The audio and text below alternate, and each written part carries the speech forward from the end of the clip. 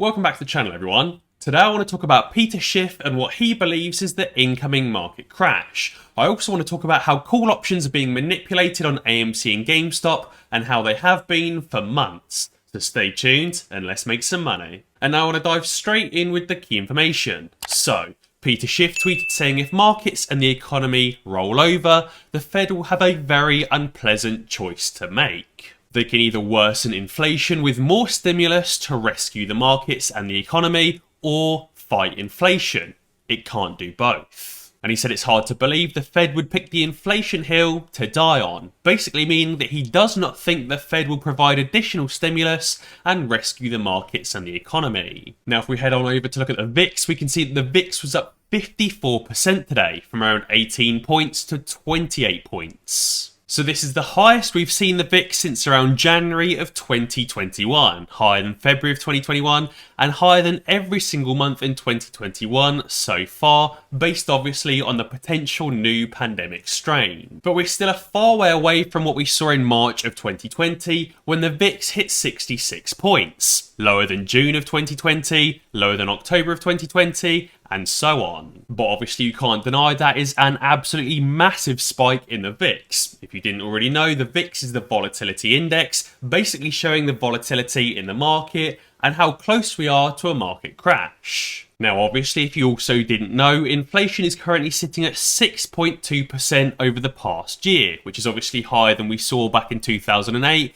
when inflation only topped out at 5.6%. Obviously, inflation is bad for the economy, as it means there's runaway prices in the market. Therefore, the Fed obviously wants to curb inflation by raising interest rates and stopping Fed purchasing. But obviously, as Peter Schiff says, if there is a new pandemic strain, then the Fed will want to provide additional stimulus to rescue those markets and the economy, and will want to cut interest rates even lower. As Peter Schiff says, it's a double-edged sword and they can't do both. They can't fight inflation and raise interest rates while providing additional stimulus and cutting interest rates. You will have also seen that the S&P 500 is down 2.7% on the day. Over the last month, this looks quite disastrous, but over the last 2 years, this does look like a very, very small dent in the S&P 500. I think ultimately we'll have to see how this plays out over the next few weeks, and also what happens with this potential new strain of the pandemic and whether it really takes a hold on the US and the rest of the world. We could just be in for a similar small pullback like we saw through October, or potentially we could be in for another March-like crash, or potentially even a 2008-like crash. If you didn't already know, I personally use BlockFi to invest in cryptocurrency. Not only can you just buy some Bitcoin, but you can also earn interest on your deposits, also paid in cryptocurrency, up to 9.5% per year. So you can continue to accumulate more and more and more Bitcoin. If you sign up with BlockFi using my link in the description below, you can currently get up to $250 in free Bitcoin just for signing up and making your first deposit. BlockFi also offer a rewards credit card. There's currently an introductory rate of 3.5% cashback on your purchases, also paid in cryptocurrency. There's also no annual fee, but unfortunately the credit card's only available in the US at the moment, but not in the UK. And when you've generated a massive profit on your investment, instead of having to sell off your Bitcoin or your Shiba Inu or your Loop Ring or anything else, you can take out a crypto-backed loan. Therefore, you don't have to miss the next run-up, but you can still get cash to meet your monthly bills or buy a new car or go on holiday or whatever it might be. So be sure to sign up to BlockFi using the link in the description below. Something I think is very interesting to look at is the value of assets on the balance sheet of the Federal Reserve from August 2007 to November of 2021. We can see here obviously the value of assets has increased significantly since 2007, only really dipping in 2018 and 2019, but now hitting a new high of around $8.75 trillion. We can obviously see this spike in the Fed purchases in March of 2020, but obviously the Fed has continued to make purchases and has continued to pump money into the economy ever since, and has not really pulled back either. Relating this back to AMC, I do think it's important to stop with the "it's manipulation" and "it's an attack on AMC" posts. It's the entire market that crashed today or had a small drop, not just AMC. And if anything, I do think this pullback in the S&P 500 is potentially a catalyst for AMC in the long run. Obviously, if the wider market crashes, then these hedgies and institutions are going to have to sell off all of their long positions and cover their short positions to avoid or meet margin calls, therefore meaning they're going to have to cover their AMC shorts. As Billy says on Reddit, this massive 4 AM Black Friday sell-off is in our favour. And here's why. He said no retail investors are selling off massive quantities at 4 AM on a Friday, where most people in the US are sleeping in, spending time with their families, and more.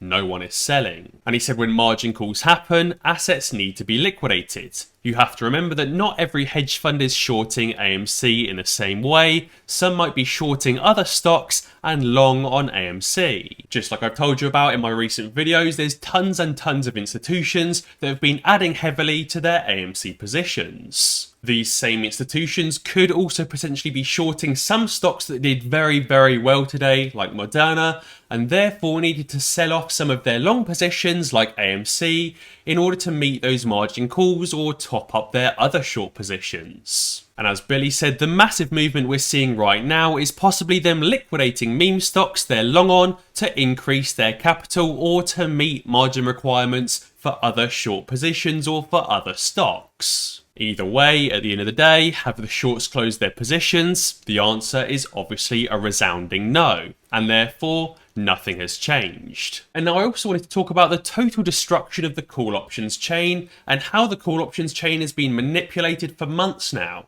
As a too long didn't read, hedgies are still screwed. Retail is holding more shares than ever, but fewer options now since January and since June. And he starts by saying Thomas Petterfy spoke the truth. I was thinking about the Thomas Petterfy interview a while back, and he had some interesting things to say about the open interest in options for GameStop and for AMC as well. If you haven't already seen the interview, he says there was over 270 million shares of exposure on GameStop, 150 million shares in options alone. For a stock that only had a float of 50 million shares at the time, the results would have been catastrophic. And the poster said, so I wonder how that's changed as of today. How have call options changed over the last few months? Is there more call options? Less call options? Is there more shares being held or less shares being held? So he says, I pulled the open interest data for the last year. He paid a few dollars for a premium service to get that data. What I found was actually quite shocking. Apes are holding their shares and apes are not selling. But when it comes to options, the story is completely different. It's impossible to hold options because they expire. And he says here he wants to specifically talk about call options. In the event of a MOAS, obviously put options have absolutely no value and they go to zero, so we can ignore them. Call options, on the other hand, become incredibly dangerous to hedgies, as those call options can be exercised or converted to cash at the current share price. And therefore, it's obviously in their best interest for the hedgies to get rid of as many open call options as possible prior to the mother of all short squeezes. We can see that the open interest for call options on GameStop has decreased significantly since January to November. You'd see something fairly similar with AMC as well, but obviously with a big spike potentially even higher in June. So he then goes on to talk about how the hedge funds are manipulating the options chain. Obviously they hype the price of AMC and GameStop up, causing us to buy options, and then obviously smash the price down and those options expire worthless. But actually they go one step further. It's actually the short hedgies that cover some of their short positions to hype the price of AMC and GameStop up. The hedgies cover a very, very small portion of their shorts, which pushes the price up and pushes up the cost of the call options as well. This obviously entices regular retail investors to buy call options when they're at their most expensive points. Then obviously they short more shares, those shares they just covered, to push the price down and to make those call options worthless. When the price of the AMC and GameStop stock is on the way up, the amount of value the options increase by is minimized, but on the way down, the destruction of option value is maximized. This means that the hedgies can minimize their losses when the price is going up, and maximize their gains when the price is going down. Every week and every month they try and get as many lemmings onto the boat as possible with those weekly call options, or those call options that expire in literally a day or two before they sink the ship. We can see here, this is why the number of call options increases and then gets smashed down, increases again and then gets smashed down, increases again, smashed down, so on and so forth. Every week options expire, and we've seen them bring the price action down to maximum pain time and time again. Every week, more and more call options expire, reducing the total amount of expulsion exposure that they have. But obviously the hedgies are still screwed because there is simply no way for them to get the apes to sell their actual shares. Yes, options may expire and they can make money jerking the price action around every week and every month, but they cannot make us sell our shares ever. The best thing they can do is get the open calls down as low as possible. Over the last 10 months they've succeeded, and we're currently at less than 100,000 open options right now for GameStop. But they still have to cover the 500 to 700 million naked shorts on GameStop and 500 million to potentially 2 billion or more naked shorts on AMC. And therefore, knowing their options and price strategy, we can at least defend ourselves against it. Don't sit on options that expire this week or in a few days, so don't YOLO into those weeklies. The best way to combat it is to buy the dip and buy some actual shares through lit exchanges. If you do want to buy options, don't buy options that expire in 2 days' time or in a week's time. Buy options with a much longer expiry. And I actually kind of want to tie this into what Lou said and how it's different from the video I made earlier. I think what Lou is really trying to say is that there's been no real shares available for a long time. The hedgies are just creating synthetic shares